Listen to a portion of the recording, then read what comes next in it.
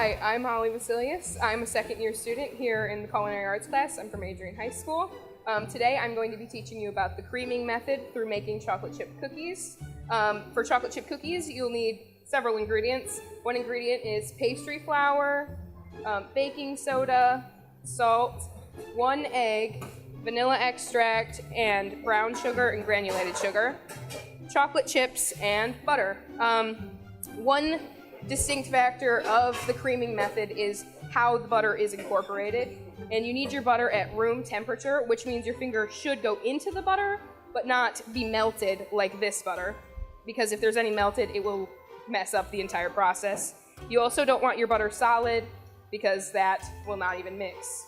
So the first step in creaming is to take both of your sugars and mix them in a mixer with a paddle with your butter. And this is actually the part of the process that is creaming. So you want to put that on medium speed for about 5 minutes. Often people, when using the creaming method, they mistake this wet sand consistency that's kind of happening now for what it should look like when it's creamed, but you want to keep moving through that until it's a smooth texture.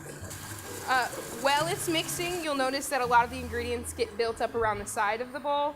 So sometimes you'll have to stop it and scrape the sides to get all the ingredients because you want everything to get mixed, of course. Then you can just keep that going.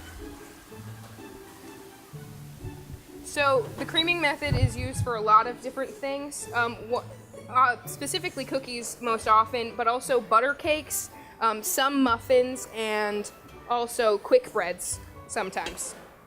It really depends. Recipes do not always specify the creaming method, but there's keywords. It'll also say like creaming or blend together to specify the creaming method. So our next step is to add the egg, and during the creaming method, you're only supposed to add 1 egg at a time, but I only need 1 egg for this recipe, so I'm just going to add it. And as soon as you add that egg, you want to mix it again. And while that's mixing, you can add your vanilla.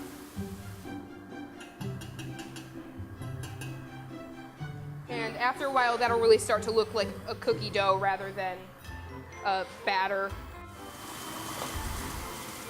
While this is mixing, I'm going to mix together my dry ingredients, which you can either sift them all together or you can just put them in a bowl together, which is what I'm going to do.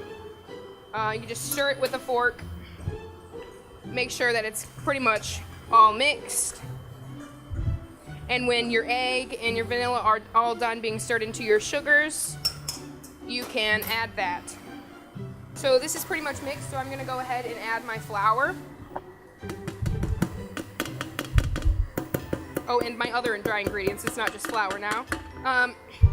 It's important when using the creaming method, I don't have any liquid ingredients, but it's important to alternate ingredients if you're using a liquid ingredient to prevent curdling of whatever product you're making. So when your batter's all mixed, you don't want any lumps of flour or any kind of like, if you're baking soda tends to stick together. You don't want any clumps of that in there. So just make sure it's evenly mixed before adding any flavorings or chocolate chips like we're going to be adding. So now that this is pretty much all mixed, you can take this off of here, clear this paddle, and then our last step of making the dough is to fold in any toppings.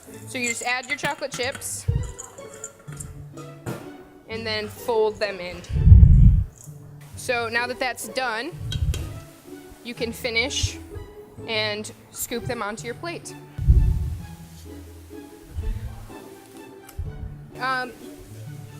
We use a portion scoop just to get even portions of cookies. You don't want your cookies to be uneven sizes most of the time. Of course, you can use a spoon, but I would suggest a portion scoop if you want the same size cookies, about the same size. So once that's done, you just put them in the oven So your oven should be preheated about 350. Some recipes will vary. You want to put them in the oven for 10 to 12 minutes and check regularly around the 10-minute mark just to make sure they're not burning. And it really depends upon how you want your cookies. Some people like them gooey inside, some people don't. So if you want yours crunchier, you can leave them in longer. It really depends on you. So this is what your cookies should like when they're finished. That's how you use the creaming method to make chocolate chip cookies, and you're catching it in the classroom.